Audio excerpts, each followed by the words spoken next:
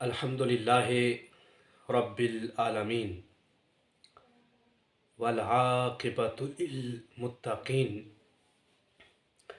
الصلاۃ والسلام علی سید الانبیاء والمرسلین والحمد للہ رب العالمین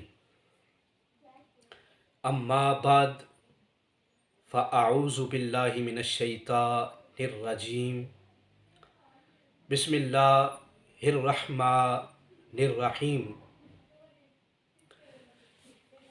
فیہا یفرق کل امر حکیم صدق اللہ مولانا العظیم و صدق رسولہ النبی الکریم الامین ان اللہ وملائکتہ یصلون علی النبی یا ایھا الذین آمنوا صلوا علیہ وسلموا تسلیما الصلاۃ والسلام علیک یا رسول اللہ وعلی آلک واصحابک یا خاتم النبیین الصلاۃ والسلام علیک یا رسول اللہ وعلی آلک واصحابک یا جد الحسن والحسین۔ بعد از حمد و صلات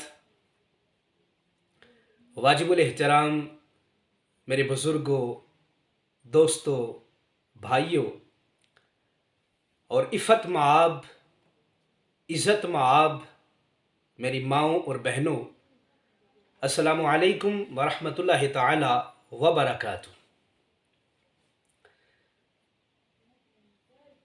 الحمدللہ تعالی تمام مسلمانان عالم اس بات سے بخوبی واقف ہیں کہ آج کی جو رات ہے وہ بڑی رحمتوں والی اور بڑی برکتوں والی رات ہے۔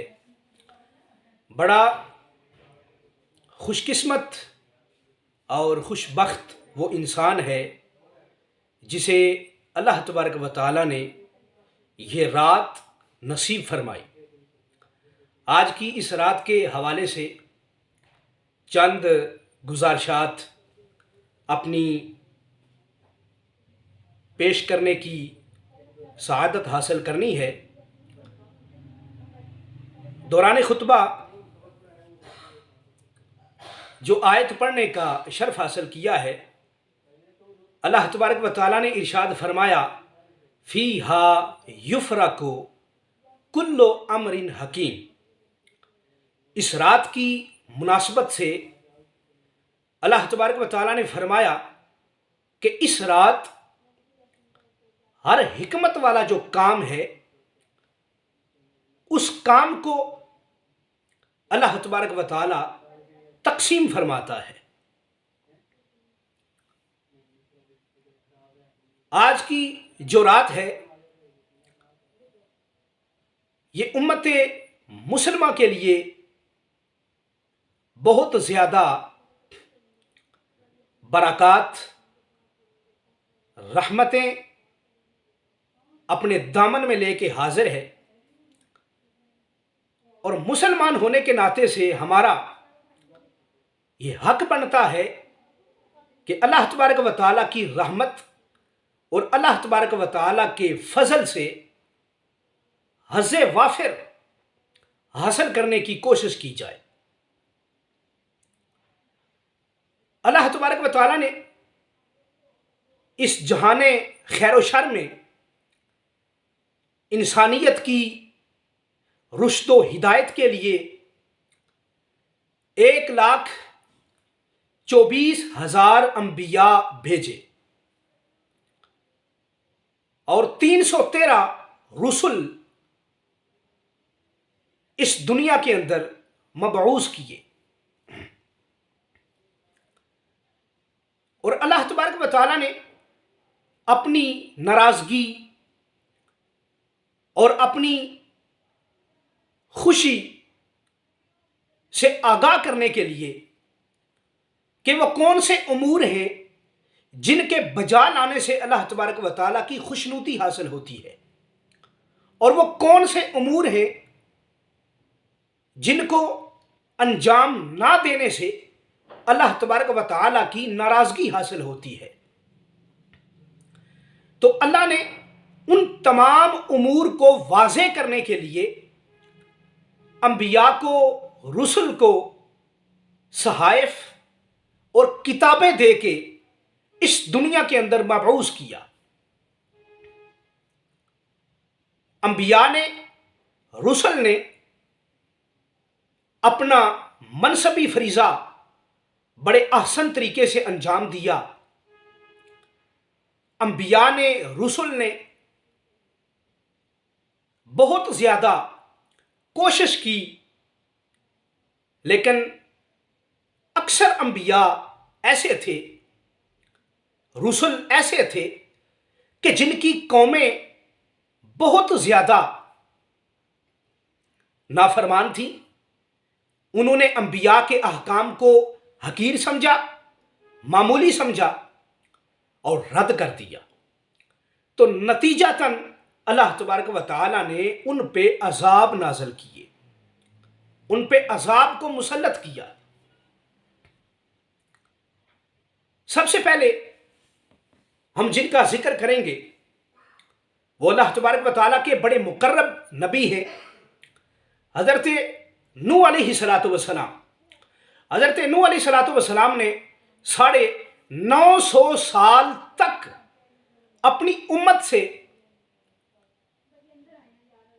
جو واعظ کیا، اپنی امت کو جو ڈگر بتایا، وہ یہ تھا کہ جو کفر ہے، جو شرک ہے، یہ ایسی آلودگی ہے کہ جس سے انسان کا دامن صاف ہونا چاہیے۔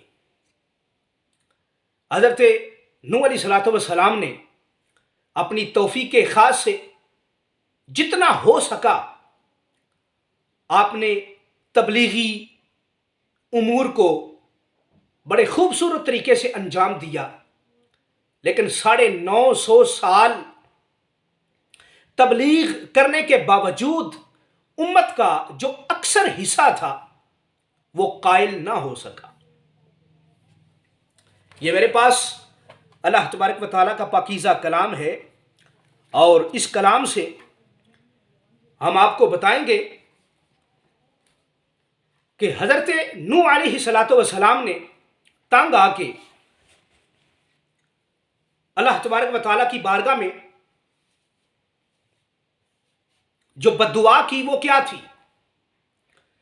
تو حضرت نوح علیہ السلام نے اللہ تبارک و تعالیٰ کی بارگاہ میں عرض کی، قال نوح ربی، حضرت نوح علیہ السلام نے فرمایا، رب، اے رب، لا تذر علی الارض من الکافرین دیارا، رب العالمین اس زمین پر کسی کافر کا گھر باقی نہ رہے۔ جب حضرت نوح علیہ السلام نے یہ بددعا کی تو پھر کیا ہوا؟ جو ہوا اس کو اللہ تبارک و تعالیٰ کا قرآن بیان کرتا ہے۔ پھر کیا ہونا تھا؟ قرآن کا دوسرا مقام ہے، اللہ تبارک و تعالیٰ فرماتے ہیں، حتی اذا جاء امرنا فارت النور، اللہ تبارک و تعالیٰ فرماتے ہیں کہ جب ہمارا حکم ہوا تو زمین کے نیچے سے تنور نامی دریا ابل پڑا۔ زمین نے اپنے اندر جو پانی تھا اسے باہر پھینکنا شروع کر دیا، اور آسمان نے پانی برسانا شروع کر دیا۔ جب زمین نے پانی چھوڑنا شروع کیا، آسمان نے پانی چھوڑنا شروع کیا، تو پھر کیا ہونا تھا؟ پوری زمین پہ ایک طوفان بپا تھا، ایک سیلاب بپا تھا۔ پھر کیا ہوا؟ اللہ تبارک و تعالیٰ فرماتے ہیں، وَأَغْرَقْنَا الَّذِينَ كَذَّبُوا بِآيَاتِنَا، اللہ تبارک و تعالیٰ فرماتے ہیں ہم نے ان لوگوں کو غرق کر دیا کہ جن لوگوں نے ہماری آیتوں کو جھٹلایا. تو کیا تھا؟ اللہ تبارک و تعالیٰ نے حضرت نوح علیہ الصلوۃ والسلام کے ایک حکم سے، جو حضرت نوح علیہ الصلوۃ والسلام کے نہ ماننے والے تھے، اللہ تبارک و تعالیٰ نے عذاب نازل کیا اور حضرت نوح علیہ الصلوۃ والسلام کی قوم کو اللہ تبارک و تعالیٰ نے غرق کر دیا. یہ قرآن کا ایک مقام ہے. اور اسی طرح قرآن کا دوسرا مقام ہے، وہ حضرت موسیٰ علیہ الصلوۃ والسلام چونکہ بنی اسرائیل کی طرف نبی بن کے آئے تھے، اور پورے قرآن میں بنی اسرائیل ایک ایسی قوم ہے جو بہت زیادہ اللہ تبارک و تعالیٰ کی نافرمان تھی، اپنے نبی کی نافرمان تھی. حضرت موسیٰ علیہ الصلوۃ والسلام ان کے لیے سراپا رحمت تھے. لیکن جب ان لوگوں نے حضرت موسیٰ علیہ الصلوۃ والسلام کی تبلیغ سے صرف نظر کیا، حضرت موسیٰ علیہ الصلوۃ والسلام کے احکام کو پس پشت ڈالا، تو پھر کیا ہوا؟ حضرت موسیٰ علیہ الصلوۃ والسلام کی جو قوم تھی اس پہ اللہ تبارک و تعالیٰ نے اپنا عذاب مسلط کیا. اور وہ کس قسم کا عذاب تھا؟ قرآن نے اس عذاب کو بیان کیا. اللہ تبارک و تعالیٰ فرماتا ہے فَأَرْسَلْنَا عَلَيْهِمْ الطُّوفَانَ وَالْجَرَادَ وَالْقُمَّلَ وَالضَّفَادِعَ وَالدَّمَ. اللہ تبارک و تعالیٰ فرماتا ہے کہ ہم نے ان پہ طوفان کو بھیجا. اتنا زیادہ طوفان چلا کہ ان کے دیار، ان کے گھر اجڑ گئے، وہ بے سر و سامان ہو گئے. یہ ایک عذاب تھا، ان کی بستیاں اجڑ گئیں. دوسرا عذاب یہ تھا کہ زمین کے جس حصے پہ فصلیں تھیں، اللہ تبارک و تعالیٰ نے مکڑی کا عذاب بھیجا. اور مکڑی کا عذاب ایسا تھا کہ ساری فصلیں جو ان کے لیے ایک خزانہ تھا، زندگی گزارنے کا ذریعہ تھا، تو اس مکڑی نے ان کی تیار فصلیں چٹ کر دی. یہ دوسرا عذاب تھا. اب تیسرا عذاب اللہ تبارک و تعالیٰ نے بیان فرمایا وَالْقُمَّلَ. اللہ تبارک و تعالیٰ نے ان پہ جوؤں اور پسوؤں کا عذاب نازل کیا. ان کے لیے سونا مشکل ہو گیا، ان کے لیے لیٹنا مشکل ہو گیا. تو جب ان کی زندگی میں آرام نہ رہا، سکون نہ رہا، تو یہ بھی اللہ تبارک و تعالیٰ کی طرف سے ایک عذاب تھا. اور پھر جو چوتھا عذاب نازل کیا وہ کیا تھا؟ ان پہ اللہ تبارک و تعالیٰ نے مینڈکوں کو نازل کیا. جب بھی حضرت موسیٰ علیہ الصلوۃ والسلام کی قوم کھانا کھانے لگتی اور کھانا کھانے کے لیے، لقمہ منہ میں ڈالنے کے لیے جب منہ کھولتے تو وہ مینڈک اچھل کے ان کے منہ کے اندر داخل ہو جاتے. جب وہ بیٹھتے تو ان کے دائیں بائیں آگے پیچھے مینڈک اکٹھے ہو جاتے. یہ بھی اللہ تبارک و تعالیٰ کی طرف سے عذاب تھا. اور عذاب کس وجہ سے تھا؟ عذاب اس وجہ سے تھا کہ انہوں نے حضرت موسیٰ علیہ الصلوۃ والسلام کی تعلیمات کو رد کیا.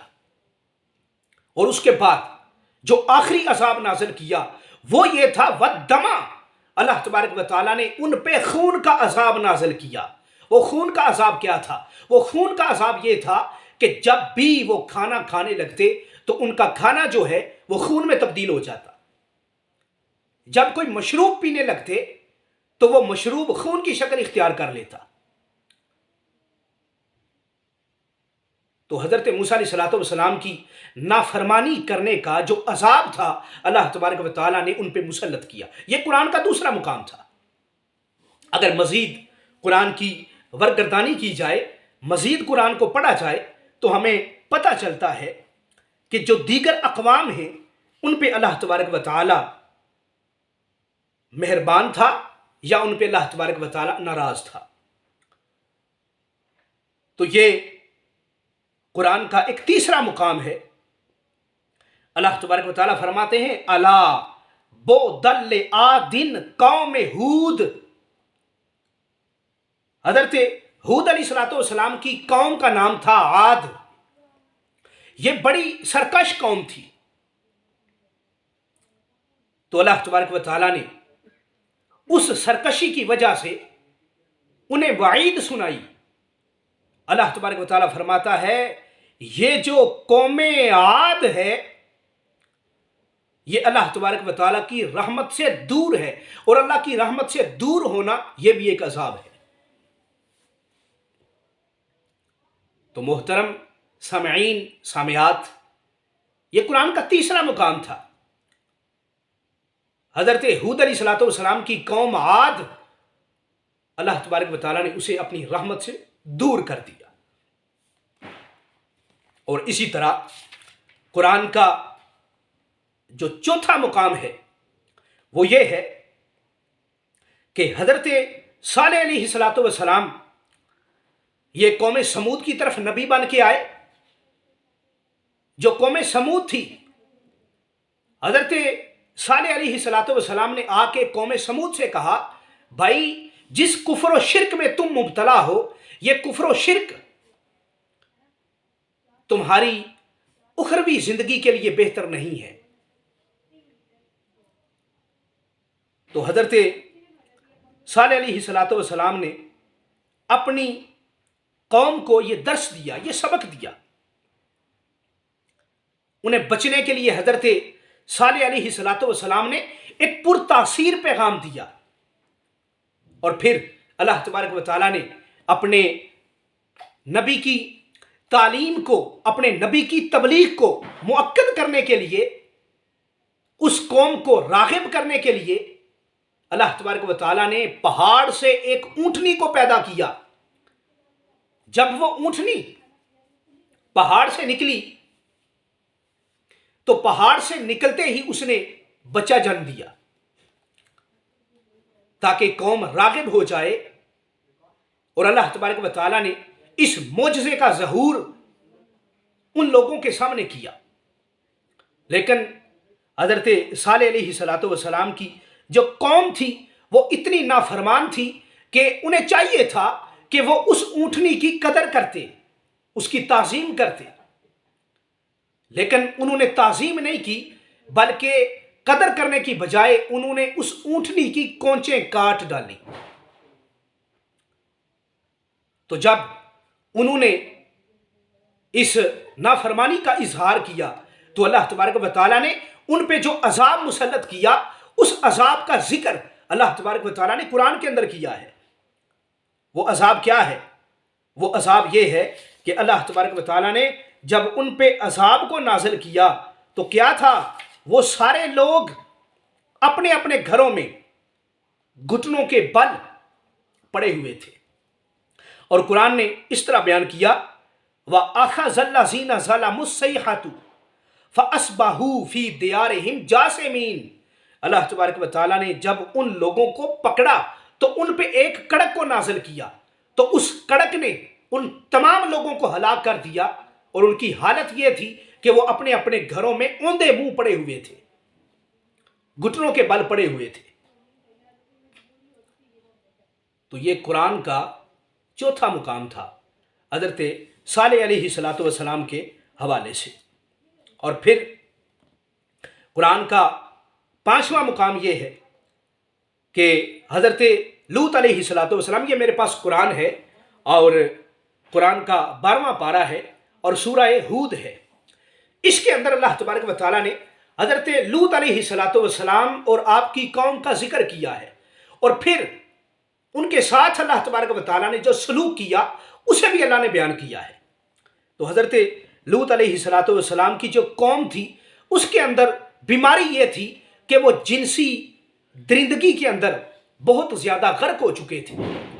جب بھی کسی خوبرو مرد کو دیکھتے تو اس کے ساتھ زیادتی کرنا یہ ان کا ٹارگٹ ہوتا تھا. حضرت لوط علیہ السلام نے انہیں منع کیا کہ ایسے فعل شنی سے باز آ جاؤ، یہ کام تمہیں اللہ تبارک و تعالیٰ کی رحمت سے دور کرے گا. لیکن جب قوم نے حضرت لوط علیہ السلام کی تعلیمات کو نہ مانا، رد کیا، انکار کیا، تو پھر کیا ہوا؟ اللہ تبارک و تعالی عذاب کا ذکر قرآن میں کر رہا ہے. فرمایا فلما جاء امرنا جعلنا عالیہا وسافلہا وامطرنا علیہا حجارۃ من سجیل منضود. اللہ تبارک و تعالیٰ نے اس عذاب کا ذکر کیا، اور وہ عذاب کیا تھا؟ وہ عذاب یہ تھا کہ جب اللہ تبارک و تعالیٰ کا حکم آیا تو اللہ نے انہیں اپنے عذاب کے آگے دھر لیا. ان پر آگ میں پکے ہوئے پتھر اللہ تبارک و تعالیٰ نے برسائے، جو پتھر اللہ تبارک و تعالیٰ کی طرف سے تھے. اور وہ پتھر کیسے تھے؟ حجارۃ من سجیل منضود. ہر پتھر پر اللہ تبارک و تعالیٰ کے عذاب کی مہر لگی ہوئی تھی. پہلی بات تو یہ ہے کہ وہ پتھر آگ کے اندر پکے ہوئے تھے. دوسرا، ان پتھروں پہ اللہ تبارک و تعالیٰ کے عذاب کی مہر ثبت تھی. تو اس طرح اللہ تبارک و تعالیٰ نے حضرت لوط علیہ السلام کی قوم کو عذاب میں مبتلا کیا. اور اس کے بعد حضرت شعیب علیہ السلام حضرت شعیب علیہ السلام جو کہ قوم مدین کی طرف اللہ تبارک و تعالیٰ کے نبی بن کر آئے، اور ان کے اندر بیماری یہ تھی کہ وہ لوگ ناپ تول میں کمی کیا کرتے تھے. تو اللہ تبارک و تعالیٰ فرماتا ہے وَيَا قَوْمِ أَوْفُوا الْمِكْيَالَ وَالْمِيزَانَ بِالْقِسْطِ. اللہ تبارک و تعالیٰ نے انہیں حکم دیا کہ اے لوگو، تم عدل کے ساتھ ناپ اور تول مکمل کرو اور ناپ اور تول میں کمی نہ کرو. لیکن اللہ تبارک و تعالیٰ کے اس حکم کو حضرت شعیب علیہ السلام کی قوم نے نہ مانا. وہ لوگ پہم مسلسل نافرمانی کر رہے تھے، اور بالآخر اللہ تبارک و تعالیٰ نے ان لوگوں کو کس عذاب میں مبتلا کیا؟ وَأَخَذَ الَّذِينَ ظَلَمُوا الصَّيْحَةُ فَأَصْبَحُوا فِي دِيَارِهِمْ جَاثِمِينَ. اللہ تبارک و تعالیٰ نے ان لوگوں پہ ایک کڑک کو نازل کیا، اور وہ لوگ اپنے گھروں کے اندر گھٹنوں کے بل پڑے ہوئے تھے. یہ اللہ تبارک و تعالیٰ کا عذاب تھا جو اللہ تبارک و تعالیٰ نے ان پہ نازل کیا. یہ قرآن کے چند مقام تھے جنہیں میں نے آپ کے سامنے تلاوت کرنے کا شرف حاصل کیا، اور عذاب کا ذکر کیا، اور ان انبیاء کا ذکر کیا کہ جن انبیاء نے بڑی جانفشانی کے ساتھ، بڑی تگ و دو کے ساتھ اور بڑے جذبات کے ساتھ اپنی قوم کو ہدایت کی طرف متوجہ کیا، لیکن ہدایت نہ مانی، اسے رد کیا، اور بالآخر اللہ تبارک و تعالیٰ کے عذاب کے شکار ہوئے. اب جتنی آیات میں نے آپ کے سامنے پیش کی ہیں، ان آیات میں انبیاء اور انبیاء کی قوموں کا ذکر ہے. اب جتنے انبیاء کا ذکر کیا اور جتنی قوموں کا ذکر کیا، در حقیقت یہ بھی حضرت آدم علیہ السلام کی اولاد سے تھے.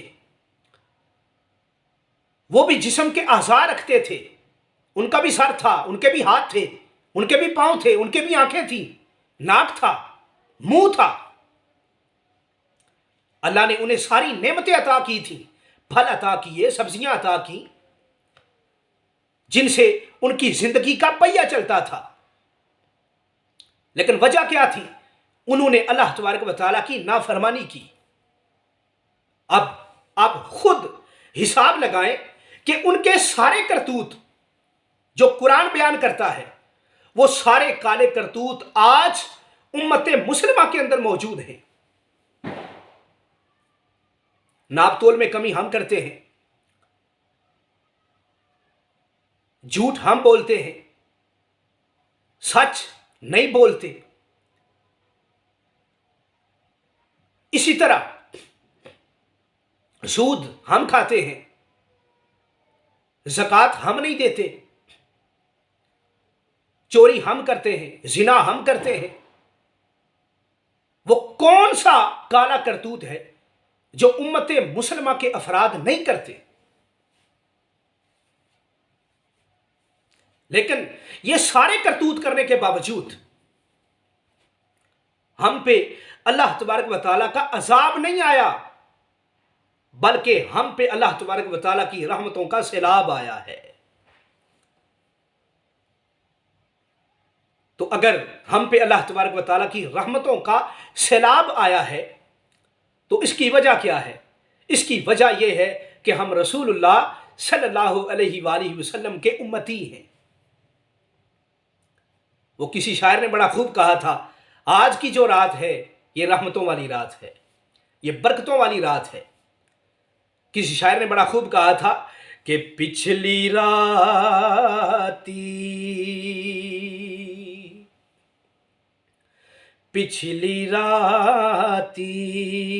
اور رحمت رب دی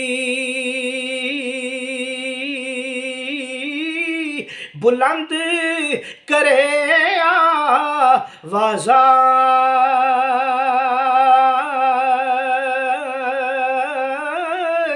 رحمت منگن والے کارن او کھلائے دروازہ، کہ آج کی رات رحمت کی رات ہے۔ جو بھی اللہ تبارک و تعالیٰ کی رحمت کو طلب کرتا ہے، اللہ تبارک و تعالیٰ کی رحمت کو مانگتا ہے، اللہ تبارک و تعالیٰ اس کے دامن کو اپنی رحمت سے بھر دیتا ہے۔ اب دیکھیں، ہمارے لیے رحمت ہی رحمت ہے۔ اللہ تبارک و تعالیٰ کی رحمت بہانے تلاش کرتی ہے کہ کس طرح اپنے نبی کی امت کو بخشا جائے۔ ایک نماز سے دوسری نماز تک بندہ مومن کے لیے رحمت ہے۔ شب قدر بندہ مومن کے لیے رحمت ہے۔ ایک جمعے سے لے کے دوسرے جمعے تک جو وقت ہے یہ بندہ مومن کے لیے رحمت ہے۔ رمضان کا سارا مہینہ بندہ مومن کے لیے رحمت ہے۔ تو آج کی رات جو ہے یہ بھی اللہ تبارک و تعالیٰ کی رحمت ہے، یہ بھی اللہ تبارک و تعالیٰ کا فضل ہے۔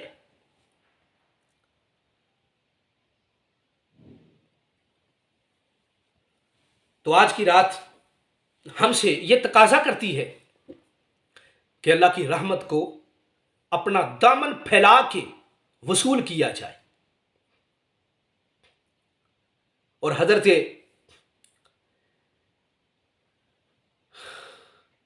حضور علیہ الصلوۃ والسلام کے ایک صحابی ہیں، حضرت عثمان بن العاص رضی اللہ تعالیٰ عنہ، آقا علیہ الصلوۃ والسلام سے روایت کرتے ہیں کہ آقا علیہ الصلوۃ والسلام نے فرمایا کہ جب 15ویں